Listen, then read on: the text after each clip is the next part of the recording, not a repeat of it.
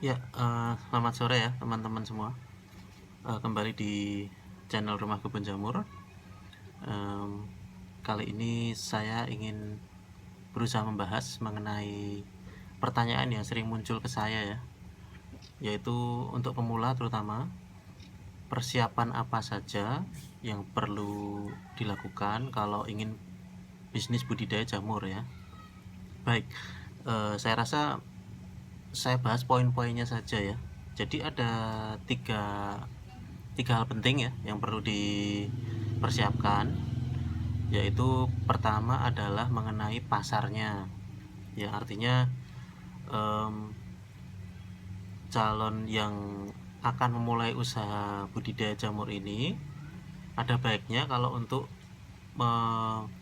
istilahnya apa ya, survei ya, untuk cek di paling, menurut saya yang paling mudah adalah di pasar tradisional terdekat, atau kalau tidak memang sudah tahu tempat-tempat mana pengolah atau pembeli jamur yang sekiranya nanti akan di story jamur segarnya. Jadi dari pembeli yang sudah diketahui itu, calon pembeli itu nanti itu kita bisa menentukan seberapa banyak nanti kita akan mulai budidaya jamur. Meskipun saya tetap menyarankan kalau untuk pemula, mulailah budidaya jamur itu jumlahnya antara 500 sampai 1000 saja dulu. Kenapa? Karena penting ya untuk pelaku usaha budidaya jamur ini untuk tahu betul bagaimana cara merawat yang baik dan benar ya. Dan untuk ini juga sebagai ukuran juga, nanti kalau misalnya permintaannya naik ya, itu bisa jadi ada bayangan bagaimana nanti untuk perawatan setiap harinya, karena perawatan jumlah 500 atau 1000 dengan kelipatannya ya, bahkan yang lebih besar itu pasti akan lain ya. Karena penting sekali yang namanya perawatan budidaya jamur ini harus selalu konsisten untuk dikerjakan. Lalu yang kedua adalah mengenai lokasinya ya. Lokasinya ini tergantung dari yang mau mulai ini sudah punya lokasi yang sudah bentuk bangunan atau masih lahan kosong ya. Karena kan nanti biaya produksi awal akan lain. Kalau misalnya bisa, memang saran saya kalau ada ruangan kosong yang tidak digunakan, manfaatkan itu saja. Karena biasanya kalau bangunan kosong itu kan secara bangunannya baik ya, karena untuk tempat tinggal manusia. Artinya temboknya juga kuat, atapnya juga tinggi, jadi suasana di dalam itu nyaman ya, nyaman. Jadi kalau ditinggali nyaman, otomatis untuk jamur juga nyaman. Jadi itu ya, menurut saya kadang kalau petani jamur kalau kesusahan bagaimana mencari lokasi yang tepat untuk jamur itu seperti apa ya, kita masuk saja ke ruangan atau tempat itu ya. Kalau kita masuk ke dalam itu rasanya kok nyaman, sejuk ya, jamur juga akan nyaman.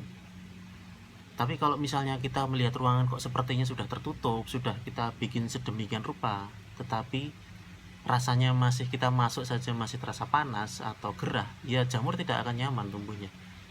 Itu saya rasa cara mendeteksi paling mudah ya, selain menggunakan alat ukur ya tentunya, hygrometer yang untuk mengukur suhu dan kelembapan kan ada. Tapi kalau tidak ada alat itu, bisa menggunakan ya, bisa kita sendiri, kita rasakan sendiri bagaimana rasanya ruangan itu. Lalu kalau misalnya masih lahan kosong ya, kalau untuk memulai sekitar 500 sampai 1000 backlog itu butuh ruangan sekitar 3 kali 4 ya, menurut saya itu sudah cukup. 3 kali 4 dibuat dari dinding bambu saja sederhana. Tentu saja atapnya yang tinggi ya, paling tidak ya 3,5 meter. Bahannya juga saran saya dari genteng. Tapi kalau misalnya daerah di dataran tinggi, saya rasa alam sudah sangat membantu ya. Jadi mungkin atap bisa menggunakan asbes ya, tidak apa-apa. Bahkan saya tahu ada petani yang menggunakan bahan seng juga tetap pertumbuhannya bagus, karena alamnya sudah mendukung, sudah cuacanya sudah sejuk di sana. Jadi beda ya, persiapan tempat di daerah dataran tinggi dan dataran rendah itu beda. Dan kalau dataran rendah yaitu tadi atapnya tinggi, atapnya genteng, sirkulasi udara jangan lupa, pengertian bahwa rumah budidaya jamur tertutup itu bukan berarti tertutup rapat, tetapi sirkulasi udara untuk ventilasi harus tetap ada.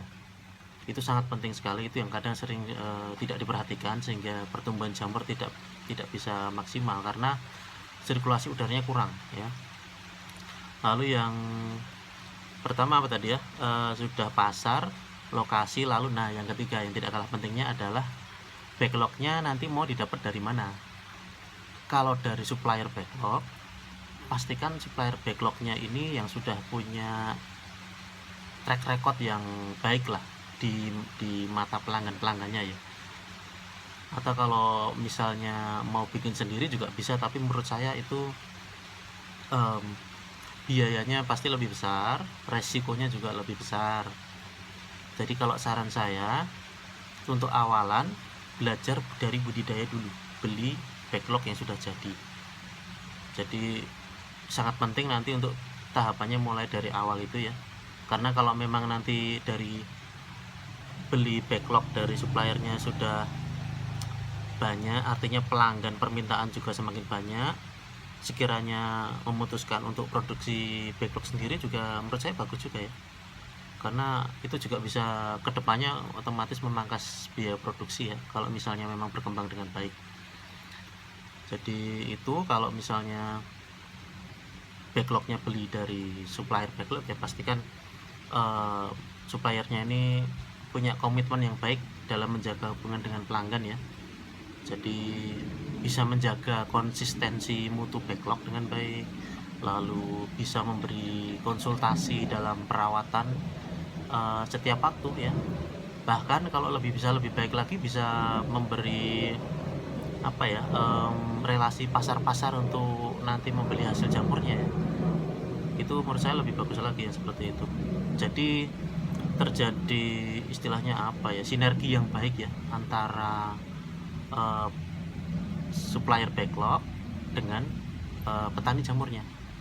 Karena kalau petani jamurnya itu berhasil, otomatis supplier backlog juga akan berhasil juga, karena artinya dia akan memiliki pelanggan ya. Jadi usaha dari supplier backlognya jalan, petaninya juga semakin berkembang.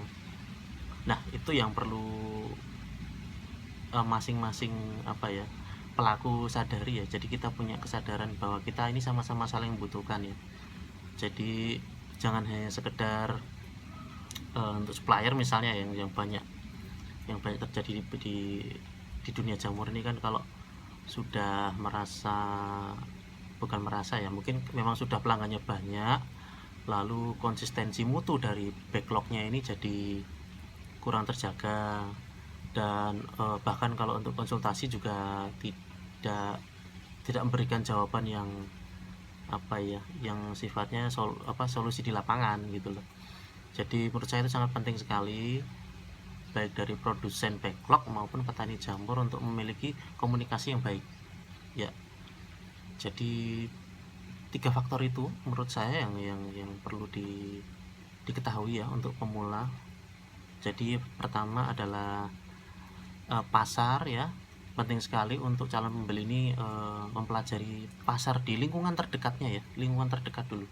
Jadi ya pasar tradisional terdekat, atau kalau enggak penjual sayur-sayuran terdekat ya, yang penjual bisa warung atau yang sayuran keliling, itu bisa ditanyai. Lalu yang kedua mengenai lokasi ya, lokasi juga tidak perlu cari lokasi yang luas, manfaatkan dulu lokasi yang ada. Kalau misalnya lokasinya lahannya masih kosong ya bangun dari kecil dulu, seperti yang saya bilang tadi, 3x4 itu saya rasa cukup untuk 1000 backlog ya untuk belajar. Lalu yang ketiga adalah backlognya sendiri, pastikan supplier backlognya ini ya punya komitmen yang baik dengan pelanggannya ya. Saya rasa itu. Kalau ada pertanyaan yang perlu diajukan silahkan tulis saja di komen ya, nanti pasti akan saya tanggapi. Atau kalau tidak bisa WA ke nomor saya ya di 0897 687 0865. Pasti saya jawab pertanyaan apapun tentang budidaya jamur. Jadi jangan sungkan-sungkan, dengan senang hati akan saya layani ya. Sekian. Terima kasih dari saya. Semoga semuanya sukses dan sehat selalu.